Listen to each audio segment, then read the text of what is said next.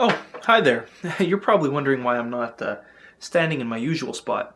Good for you. So recently, after much thought, I picked up The Legend of Zelda Breath of the Wild. I've actually been on a Zelda quarantine for a long time. I've refrained from watching anyone's videos and I've avoided all media coverage of it, with the exception of official trailers and Nintendo Treehouse demos and stuff. What I started getting from the presentations was a sort of Metal Gear Solid 5-esque vibe. I was worried that it'd just be, another open world game, and not a good one. In my Metal Gear Solid 5 piece, I went into how converting MGS to open world didn't work out so well and led to a lot of repetitive and exploitable gameplay. I was very worried that the same would be true for Zelda, despite it already kind of being a pseudo-open world sort of game. I was worried that the scope of the game would be too large for it to actually work.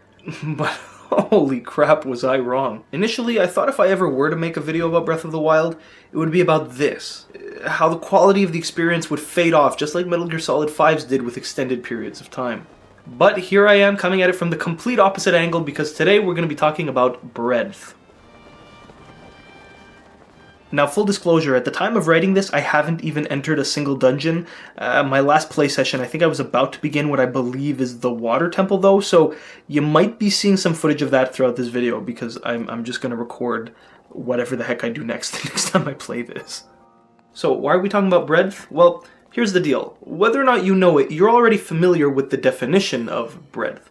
The thing is, you've probably just heard the wrong word associate itself with that definition. You ever hear someone call a game deep? Like, oh yeah, this game has great depth, or depth is what makes a great game. Well, most of the time, the thing that causes people to use the word depth to describe a game is actually its breadth, the complete opposite of depth. So you're probably familiar with the geometrical concept of depth, width, height, that crap. When we're talking about a game though, depth isn't the distance from the front of the box to the back of the box. We're instead using the depth defined in graph theory, a branch of discrete mathematics. How do we know this is the depth we're referring to? Because games are sets of features that interact. They're a network, they're a class diagram, they're a graph. And normally when things like depth are brought up, it's because of a strongly connected set of features. As soon as you see buzzwords like interactions, coupling, integration, connection, you know you're talking about graph theory. Please don't debate me on this unless you understand literally the first thing about object-oriented programming. Like every complex software system is a graph. There are classes that have weighted relationships with each other. The classes are nodes, and their coupling and association with each other is represented through edges. A class diagram is literally a graph, okay? This is a thing. I only bring this up because I've been hollered about this before. How about you check your OOP over there, huh? Your object-oriented privilege. Anyways, so what is graph theory? It's basically one of the most important theoretical knowledge sets in the world. Why? Because literally everything is at least part of one graph, or network if you prefer. I don't want to go too into it, but this stuff comes up in practically every domain, from social science to politics. I mean, it's informatics. Everything is information. Now, to explain depth and breadth, I think it might be easier to use a concrete example. The one I'll use here is social networks, Twitter to be precise, because I think a lot of people are familiar with it and because I did a project on it last semester. So, Twitter is a super huge graph. What are the components of a graph? Nodes and edges. Nodes are entities in a network, so here, Twitter users. And edges represent relations between them. Edges can be weighted to represent their strengths or be directional. In the case of Twitter, there's no weights on the edges, but all links are directional. If I follow you, it's not guaranteed that you follow me. The link isn't necessarily bidirectional. Now, the whole Twitter graph is huge. There are just way too many users and clusters to actually derive any meaning from the whole thing at once. So, what do we do to make sense of the whole thing?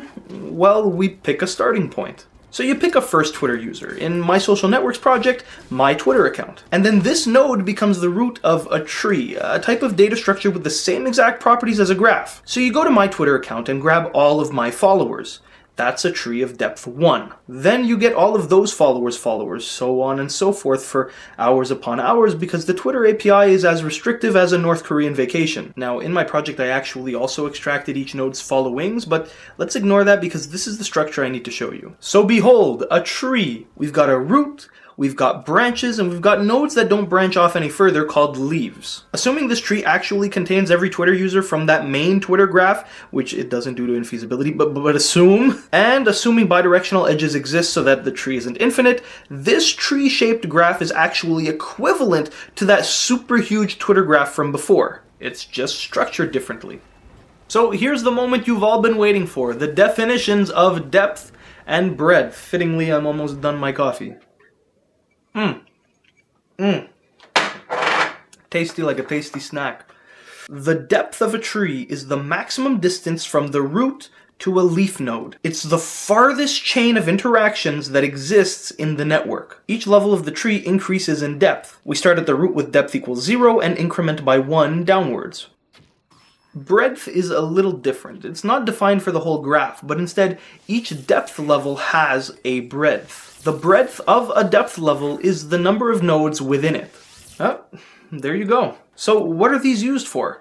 A lot of things. Search algorithms are a big deal. Say I want to find a path between two nodes. For instance, myself and my primary love interest, Hamish Black, from writing on games. One search I could implement would be a depth-first search, or DFS. So from myself, I would go down to my first follower, then go to their first follower, then go to their first follower, and keep doing that until either I find Mr. Black or reach an end node. If that happens, I continue but check an adjacent node at the same depth. So the idea is that you move as far down the tree as possible and you look at all the nodes furthest away from you before slowly working your way back up and then continuing for each next follower. One kind of cool way to look at it is like you're shrink wrapping the graph. Like you're covering it with some material and you're starting from the left side and you're moving all the way to the right. The problems with DFS are that it takes a long time if the target node is actually very close to you in depth, and it's also incomplete. If it weren't for storing bidirectional edges in my data, you could get stuck in an infinite loop searching. Say from me, I check Buddy Capicoli over here, and then from him, I check me, and then from me, I check him again. You get the idea. Your search algorithm gets you stuck in an infinite loop and you never end up finding a path to Mr. Muscle over here. Also, even if it does find a path, that path isn't guaranteed to be the shortest path from your source to your goal. I'll let you think about why that is. Another search algorithm, and the one I used in the project, is breadth-first search, or BFS. As you could assume, here, rather than exploring the depths first, we check all of the immediate followers to see if any of them are attractive and young and Scottish. If no match is found, we check all of those followers, so on and so forth. This technique is complete as it's guaranteed to find a solution if one exists, and is also accurate as it always finds the shortest path. Instead of shrink wrapping the graph, you could think of it as like submerging it in a liquid, checking every depth level one by one completely before moving on to the next. In the project, I modified it to actually find all paths using BFS though, which I later processed using some heuristic I came up with. So now I know that my shortest paths to Mr. Handsome Black are through King Canoe and Nova Gondola over here. I mean, that's pretty cool, huh? Just none of y'all make any moves on my man, alright? Hamish, I'm sorry, I love you. You can write on my games anytime if you know what I mean. Well-deserved fun today, my big fat Greek. Anyways. The Legend of Zelda, Breath of the Wild. Wow! Very cool and funny! No, but for real, that's what this game is. So a lot of people have been calling the game very deep. And you know what? That's not wrong. That depth alone, though, isn't why Zelda feels so rich. I think that everyone knows that this new Zelda is doing something different, but without the proper theoretical foundation to describe it, they've been falsely solely attributing it to depth. So here's the part where we explain the concepts of depth and breadth and graph theory and how it applies to video games specifically. Let's look for a minute at both extremes in terms of depth and breadth. When it comes to games, it's ideal to structure the graph as a tree. What's the root, though? I'd call it something like player input or interaction or just gameplay. Then from there you branch off into all of the first things you can do with the game or all of the things that happen in the game. Want a game that's pure breadth and minimal depth? Easy, WarioWare. It's a collection of functionally unrelated minigames that each last like 3 seconds. So from the gameplay route you branch off into each minigame node. Do these have depth? Well, I guess they have a little bit of depth as some of the games have minor variants, but mostly it looks like this. This is the answer to the question, what is WarioWare's gameplay? It's a huge bunch of minigames or features that are unrelated to one another and don't have much depth of their own. The game is about doing different things the whole time. WarioWare is extremely shallow, but it's extremely wide. A game that's pure depth is harder to pinpoint since every game has some degree of breadth. I'd make the argument that rhythm and endless running games are pure depth because you're doing the same thing throughout the whole game rather than different things. but you're doing it in different ways. I don't feel too confident with that though, as I'm not very familiar with those genres. So instead I could show you Resident Evil 6. Now, spoiler warning for the Resident Evil 6 video, but something you could say about it is that the shooting has much more depth than the movement. I mean, the two main things you do in the game are move and aim. From aiming, you can fire, you can switch weapons, you can point your laser and solve puzzles, you can give commands to your AI partner, you can hit various enemies in different places, certain weapons have advantages against certain enemies. I mean, say what you will about the game, but the weapon-based combat is pretty deep. Like just from the aim node, it branches off into so many different things. As far as moving goes though, I mean, you can sprint, you can attack from a sprint, you can roll around and stuff. Wait, no, not even. You have to be aiming first before you can roll or do those little flips or whatever. So aiming is actually related to dodging. I mean, the movement is kind of deep, but it's nowhere as deep as the weapons. And that's maybe one of the big issues with the game. They gave you more versatility in terms of movement. You know, that was the big change to Resident Evil 6. That was the big addition, the big upgrade. But then they offloaded more responsibilities to aiming and didn't particularly make good use of the added freedom of movement, evident in such levels as the one where you have to chase the dog around in the graveyard.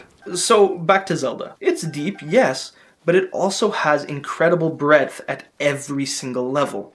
That's what makes it so great. The graph of Breath of the Wild would look something like this. Like, assume there are only 5 features in the game or something. This would be it. You've got the root node, you've got the 5 features, and you've got all the 5 features linked to each other. In Breath of the Wild, practically everything is related. Not just related, but directly related. Every feature has some meaningful interaction with every other feature. The further you go through the game, the more and more of this you discover. Breath of the Wild isn't good because it's deep, it's good because it balances depth and breadth. In terms of graph theory, Breath of the Wild is practically complete, meaning every feature shares an edge with every other feature. Realistically, it's probably not, but it's at least strongly connected, meaning that every node is reachable by some path from any other node. If you did a breadth-first search on Breath of the Wild's graph from any source feature to any target feature, 99% of the time the distance would be 1, meaning that both features are directly related, that there is some interaction with those two features you selected. I know that sounds crazy, but like, it's hard to think of two features that don't in some way overlap in terms of responsibility. Exploration and weapons, yep. Weather and weapons, yep. Weapons and temperature, yep.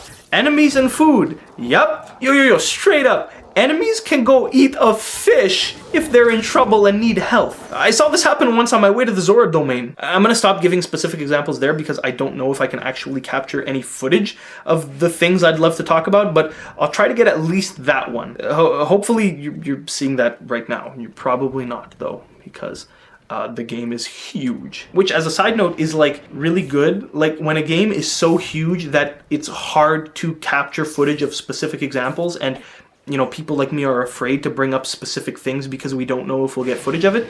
That's a sign that the game is like, it is worth playing, that it's a freaking fantastic game. Yo, Breath of the Wild is kind of like Dwarf Fortress, but like fun and on a smaller scale. Anyways, playing the game yourself, you'll understand what I mean. No feature in Breath of the Wild exists just for the sake of itself.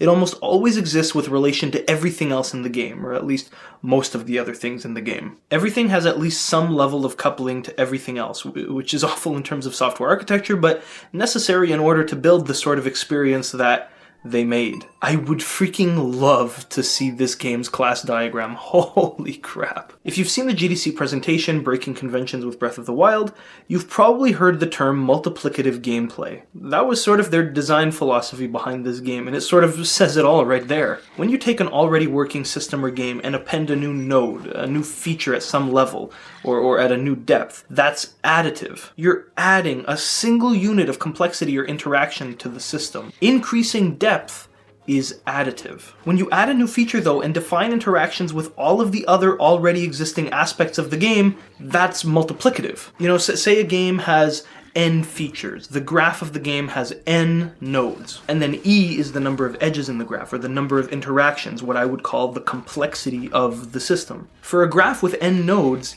E is equal to n times n minus 1, assuming that a feature can't interact with itself, which to be honest, maybe is a possibility in Zelda. I mean, realistically, that's probably not happening. Not every feature interacts with every other feature, so when you add a new feature, what you're doing is you're increasing the complexity by like n times n minus x, where x is just some number of features that are not interacting with this new feature that you're adding. But worst case scenario, worst cases, which is what you always use to estimate the complexity of things, in the worst case, in which Breath of the Wild, every feature in the game interacts with every other feature and itself, which I would throw that into the worst case, then the complexity is n squared. If you have n features, the complexity of your game is n squared. It's exponential. But ignoring that, just, let's say assuming that it's n times n minus 1, if you have a game with 4 nodes, with 4 features, it has a complexity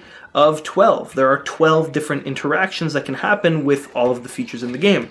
Now scale it up to something more realistic, something that Breath of the Wild has is probably not even accurate, but a game with 50 nodes, with 50 features, 50 things that can happen in the game, and they all interact with one another, has a complexity of 2,450. The more you add, the higher it grows. You get to something with like 100 features, what's that? You'd get 9,900 features. That's just crazy. It's mighty bananas. After Final Fantasy 15, I thought I decided that the more linear and story-guided open-world approach was the one I preferred because I really enjoyed it. I thought Breath of the Wild would just be another throwaway open-world adventure. I thought it would crumble under the weight of its own strongly connected graph, but it freaking doesn't. The graph holds up, and holy crap. I know I haven't even completed a single dungeon yet, but I have no complaints about any of the stuff I've done so far. This is a good game. Hello and welcome to the Endscreen! Oh.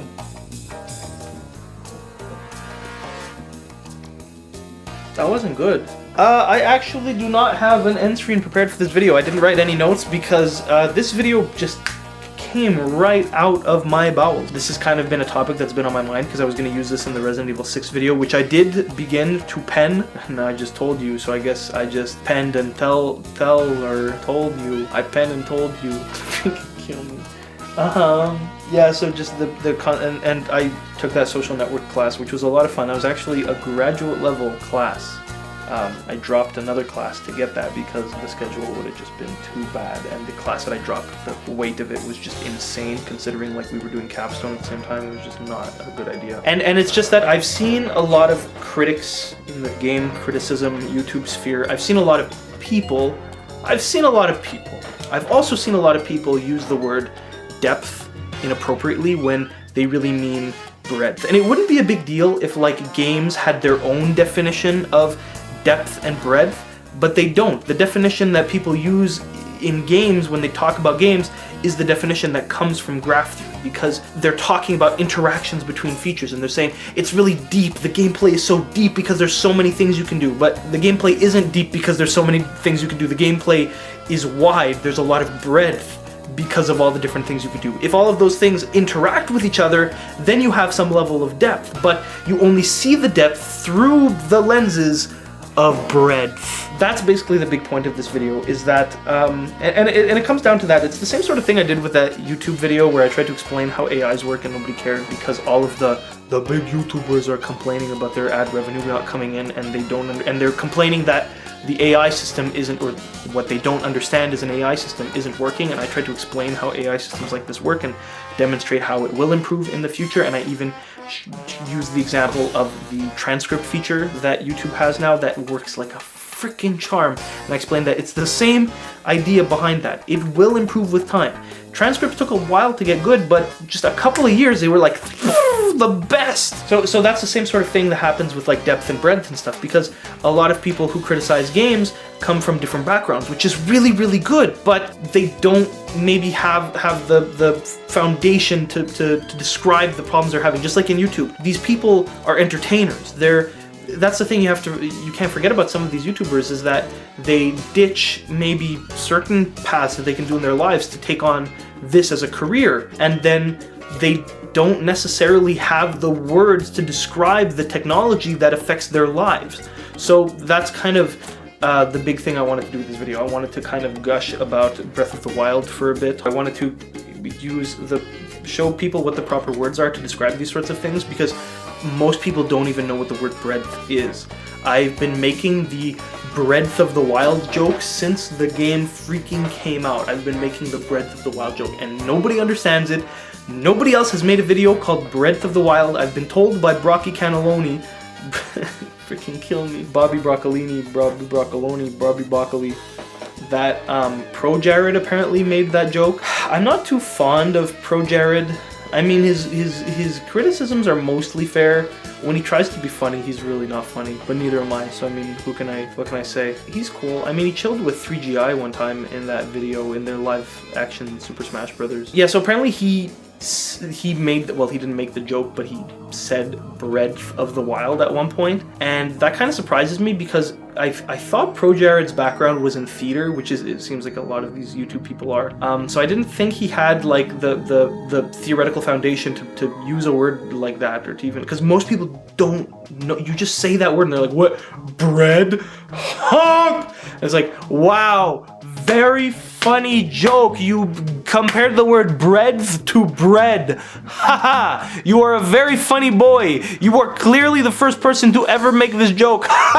Personal message to Hamish Black. If you're seeing this, how you doing? I got my eye on you. Also, I'm the guy who runs that bicep account. Well, runs it. I haven't logged into it in a while, but I'm running your bicep fan page. He'll never see this, but it's okay because I've made a confession to my love interest, Hamish Black. Hamish Black will remain my love interest. I want to kind of like, I want Hamish Black for me to be like Wheezy Waiter's Oprah Winfrey gag. Like, Hamish Black is like this unattainable goal. Well, it's sad because like he probably is attainable, which sounds really, because like you don't want to be attainable if you're a person. You just want to kind of be a person, you know what I mean? I feel like Hamish Black is much more attainable to me than like Oprah Winfrey is to Wheezy Waiter. Your life really hits you hard sometimes. Also, shout out if you can figure out, okay, so this is SpongeBob, right? But he's dressed kind of strangely. Weird clothes, right? If you can figure out what this outfit represents, it's actually this like iconic symbol for this one country. It's really crazy. But if you can figure out what SpongeBob's wearing here, I'll personally block you on Twitter. Frickin' ask your mom, boy! Check your frickin' object-oriented privilege!